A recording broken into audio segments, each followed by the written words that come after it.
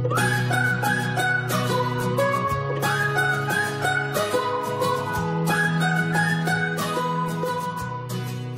Jember, East Java, Indonesia, my name is Arif and welcome to Podcastan.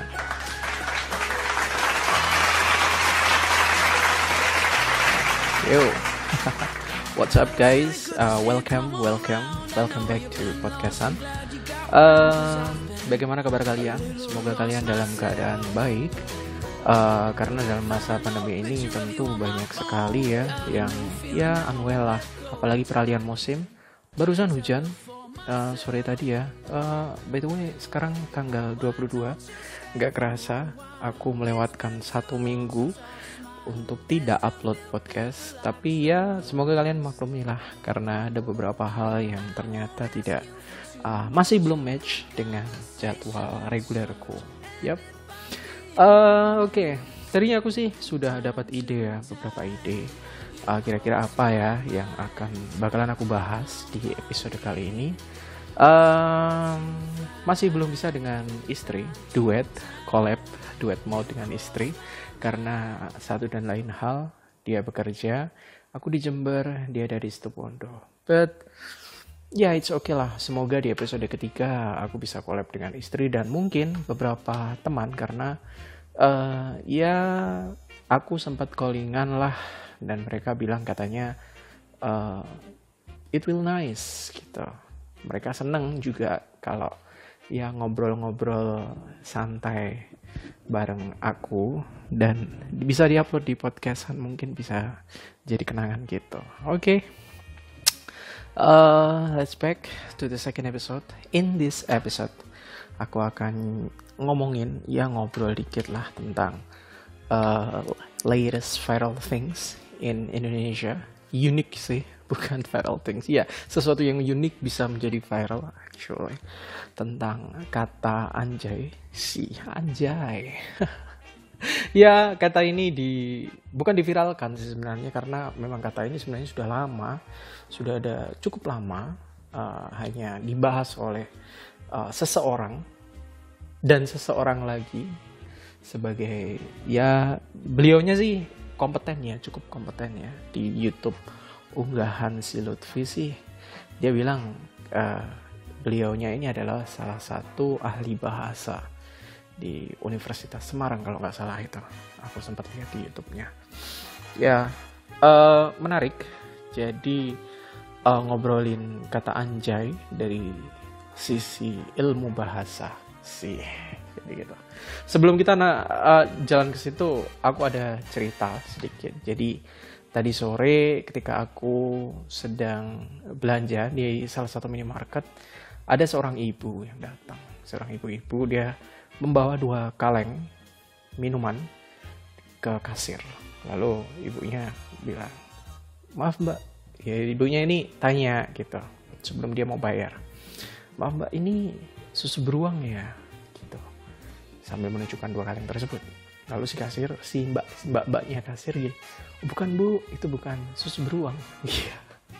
Itu susu naga enggak, bukan. Maksudnya mbaknya bilang kalau itu bukan susu beruang, itu adalah larutan penyegar kalau nggak salah. Iklannya nggak usah sebut lah ya. Ya oke. Yang menarik adalah gini, si ibunya ini mungkin sebenarnya nggak tahu ya apa sih sebenarnya susu beruang itu, atau mereknya itu apa, tapi mungkin disuruh sama majikannya entah untuk membelikan sesuatu. Si majikan itu bilang susu beruang gitu. Nah, untungnya si majikan nggak bilang minta tolong belikan susu naga, karena pasti ibunya tambah bingung lagi. Dan aku pun sebenarnya yakin ibunya itu sebenarnya sudah bingung ketika si majikan bilang mungkin minta tolong, "Bi, minta tolong belikan susu beruang" gitu. Apalagi ketika kalian lihat iklannya pasti agak bingung ya. Susunya susu sapi, logonya beruang, iklannya naga. Jadi sebenarnya ini susu sapi, beruang apa susu naga? Dan yang kemarin itu akhirnya aku gitu. Ternyata ada juga orang yang bilang atau beli di salah satu minimarket bahwa dia ingin beli susu beruang. Oke. Dari sini sebenarnya kita bisa melihat ya bahwa Ini fenomena bahasa di mana kita tidak bisa mengendalikan semua orang untuk menyetujui bahwa yang diiklankan di TV itu sebenarnya bukan susu naga ataupun beruang, tapi susu sapi. Nah, kalau dalam bahasa Jawa sih namanya ruro boso ya, atau tembung atau bahasa atau ungkapan yang salah tapi sudah dianggap benar di dalam masyarakat, sudah terlanjur gitu. Contohnya dalam bahasa Jawa itu nggodok wedang. Nah, nggodok wedang itu dalam bahasa Indonesia, kalau pandaannya di dalam bahasa Indonesia itu air matang. Jadi salah dong ketika orang Jawa bilang nggodok wedang, seharusnya nggodok banyu. Artinya banyu itu adalah air yang belum matang. Nah, dalam bahasa Indonesia kita bisa menemukan hal-hal yang seperti itu juga. Jadi sesuatu yang sebenarnya salah, tapi karena sudah disepakati atau mungkin sudah terlanjur orang-orang itu menggunakannya secara masif atau banyak, akhirnya ya udahlah gitu. Contoh, mungkin beli air kemasan itu orang-orang bilang beli aqua gitu, atau beli pompa air gitu, beli sanyo. Nah, itu adalah sesuatu hal yang salah, yang sebenarnya salah, tapi karena sudah disepakati, sudah banyak orang yang menggunakannya, menjadi sesuatu hal yang ya udahlah gitu. Kalau pompa air ya sanyo, kalau air ya aqua dan lain sebagainya. Nah, kembali lagi di fenomena si anjay ini. Sebenarnya ini menarik ya, karena bagaimanapun juga si anjay, anjrit, PGST yang disampaikan sama si Bang Lutfi itu sebenarnya adalah slang word atau kata tidak baku.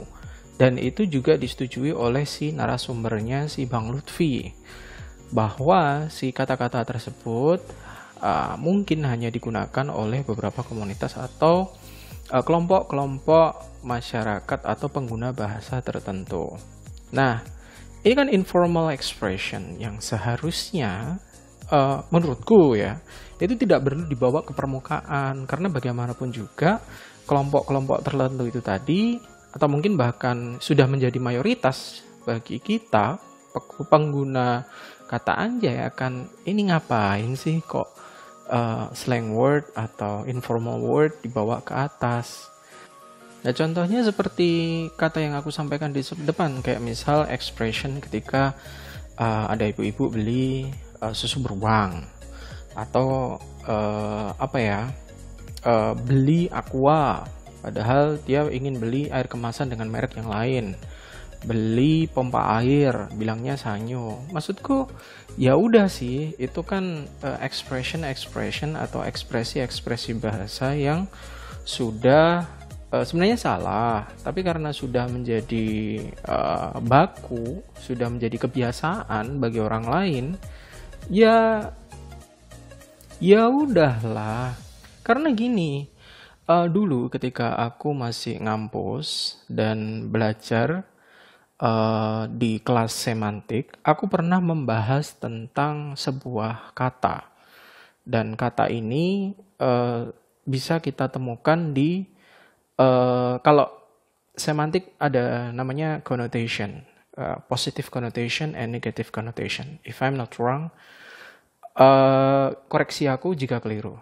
Jadi seperti ini. Dulu aku pernah membahas atau mendiskusikan tentang kata ina, INA. Jika kalian familiar dengan kata itu adalah singkatan dari Indonesia. Jadi itu adalah singkatan ketika ada pekan olahraga mungkin internasional. Jadi singkatannya Indonesia itu adalah INA. Dan ketika aku tracing lebih jauh, kalau nggak salah itu sudah tidak digunakan lagi. IND sekarang, kalau nggak salah ya. Koreksi aku jika keliru. Kata INA. Nah, menariknya, aku juga menemui kata INA atau INA menjadi salah satu merek dari kloset. Coba deh, kloset atau apa sih kalau kalian bisa sebut itu, biasa sebut tempat dimana ketika kalian pup, itu namanya kloset. Nah, sekalian searching aja di Google, kalian Google kata kloset, pasti di situ ada tulisan INA. Dan INA itu ada banyak kayaknya barangnya, tidak hanya si kloset itu tadi. Mungkin shower atau aku nggak tahu lah ya. Intinya ketika kata INA tersemat di kloset, itu kan, waduh, itu nama Indonesia loh. Kenapa kok bisa sampai di situ gitu? Nah, ini menarik sebenarnya. Nah, itu yang aku diskusikan di kelas itu. Aku lupa itu hasilnya apa, karena aku juga nyoba-nyoba nyari lagi itu hasilnya gimana. Pokok intinya aku pernah membahas itu, positive and negative connotation. Nah, kembali lagi di kata anjay ini, menurutku pribadi, karena aku sebagai pengguna bahasa ya, penutur dalam bahasa Indonesia, aku nggak pernah menggunakan kata anjay ini sebagai negative expression atau disematkan pada sebuah kalimat cercaan atau bulian atau dan sebagainya gitu. Pun juga ketika aku melihat di beberapa penelitian ya, maksudku artikel yang aku temukan, aku juga belum memastikan apakah artikel ini bisa dipercaya atau tidak, tapi ini diteliti oleh seseorang namanya Saula Maharani. Saula Maharani ini mengerjakan skripsi, judulnya Bentuk dan Pemakaian Slang pada Media Sosial. Ketika aku melihat atau mencari kata anjay, terjemahannya itu positif gitu loh. Wow, keren dan sebagainya. Kok positif gitu, konotasinya itu konotasi positif. Pun juga ketika aku nyoba lihat proceedingnya seseorang namanya Maulana Yusuf, judul proceedingnya itu bahasa gaul atau prokem generasi milenial dalam media sosial, itu juga konotasinya positif gitu loh. Anjay itu positif, tidak negatif, bahkan tidak, kedua artikel tersebut tidak menerjemahkan bahwa anjay itu, maaf, anjing gitu. Nah, si proceeding ini dan si skripsi ini tentu tidak bisa mewakili terjemahan kata anjing ya. Pun juga di sini aku lebih yakin bahwa si Tribun News yang menjadi referensinya si Bang Lutfi itu juga kata anjay diterjemahkan sebagai anjing. Siapa yang bilang? Penelitiannya siapa? Apakah sudah disahkan, sudah diuji dan sebagainya? Aku nggak tahu gitu loh. Sedangkan Pak ahli bahasa yang menjadi rujukan Bang Lutfi sebagai narasumber di YouTube-nya Bang Lutfi juga tidak menjelaskan apakah kata anjay itu terjemahannya adalah anjing. Karena ini menarik ketika si Bang Lutfi menarik benang merahnya, kata anjay ini bisa merusak bangsa dan bisa dipidanakan gitu. Ya gimana sih, wong ini namanya slang word. Dan sejauh yang aku terima sebagai penutur dan beberapa orang yang meneliti dan mungkin beberapa temanku yang menjadi sasaran pertanyaanku, apakah anjay ini positif. Lalu negatifnya itu di mana? Ya mungkin ini perlu ditanyakan lebih jauh, dan mungkin ini kesempatan bagi teman-teman sekalian yang mendengarkan podcastku bahwa wah, ini bisa menjadi objek penelitian nih dalam ranah atau payungnya semantik. Sebenarnya anjay itu maknanya negatif atau positif, dan apakah arti dari anjay itu adalah anjing? Maksudku akar katanya ya, akar kata dari kata anjay itu anjing. Karena gimana ya, kata anjay itu sudah menjadi nama loh dari seseorang ya. Anjay Anjay Saiful Islam dari Riau. Dan terjemahannya di dalam Al-Quran pun ada sebenarnya, bahwa anjay itu adalah menyelamatkan. Nah, ini tentu dari sudut pandang yang lainnya, jika pemaknaan atau arti secara harfiah anjay itu anjing, tentu membutuhkan penelitian yang lebih jauh lagi.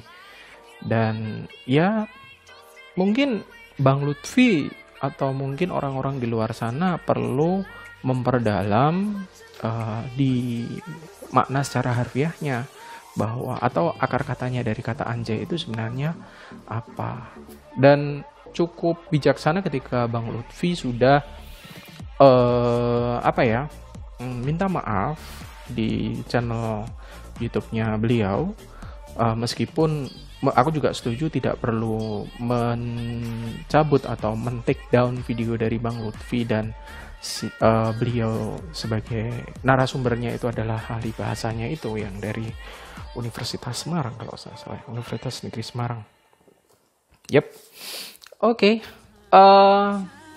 Mungkin itu aja yang bisa aku bahas dari kata anjay di episode kedua ini. Semoga kalian menikmatinya ya, karena aku juga riset-riset dikit, meskipun nggak banyak, membutuhkan waktu 2 minggu, karena ya seperti aku sampaikan tadi di depan, karena ada halangan ini itu. Semoga di episode ketiga bisa lebih seru lagi.